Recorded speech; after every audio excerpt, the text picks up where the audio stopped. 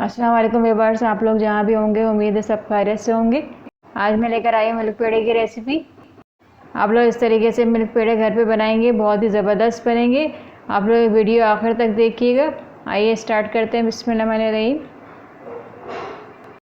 एक मैं कढ़ाई ले रही हूँ मोटी वाली, उसके अंदर हम डाल रहे हैं 3 किलो दूध। आप लोग 1 लीटर दूध से भी बना सकते हैं।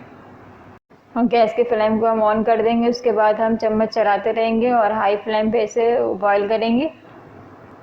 दूध को हम जब मोटी कढ़ाई के अंदर बॉईल करते हैं तो दूध लगने के चांसेस बहुत कम रहते हैं। मोटी कढ़ाई के अंदर दूध बॉईल करने से क्या होता है कि दूध बिल्कुल कढ़ाई के अंदर लगता नहीं है। अब हम इसे हाई टू मीडियम फ्लेम पे पकने देंगे। उसके बाद एक चम्मच या झारा रख देंगे। इससे क्या होता है कि दूध बाहर नहीं आता। ये देखें बॉयल हो चुका है हमारा दूध, अभी ये बाहर भी नहीं आएगा बिल्कुल।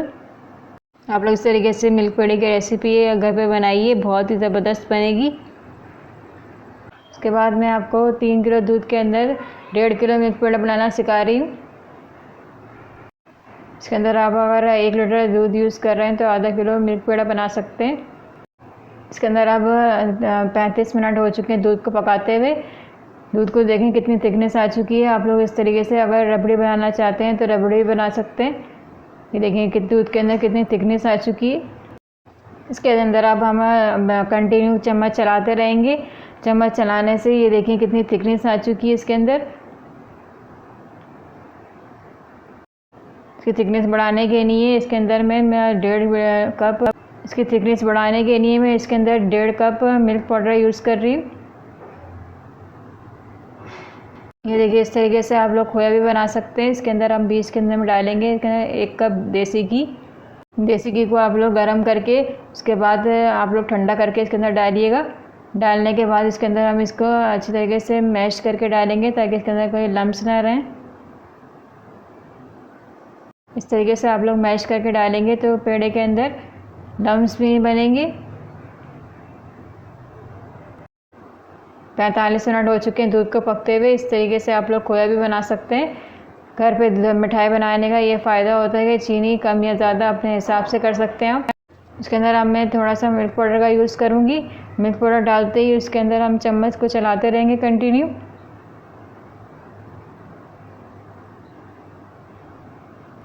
चम्मच को हम कंटिन्यू चलाएंगे ताकि इसके अंदर कोई लम्स ना रहे।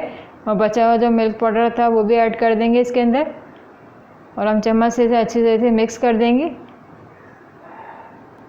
गैस के फ्लेम को बिल्कुल भी मीडियम में या हाई नहीं करना है, क्योंकि अगर ज़रा से भी हमने इसको गैस का फ्लेम को हाई या मीडियम कर दिया तो हमारा ये खोया बिल्कुल चिपकना शुरू हो जाएगा कढ़ाई के अंदर।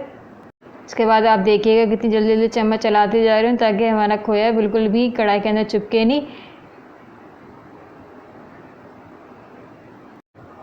चीनी एक कटोरी में इसके अंदर ऐड कर रही हूँ। चीनी ऐड करने के बाद हम चम्मच से इसे मिक्स कर देंगे।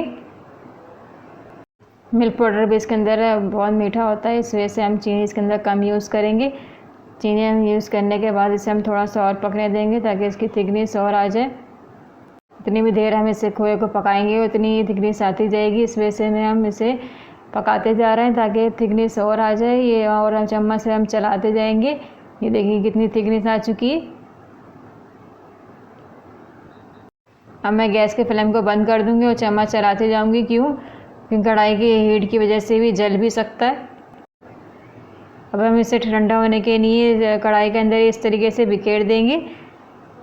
बिखेरने से ठंडा होना शुरू हो जाएगा, या तो फिर आप पंखे के साइड इसे रख दीजिए।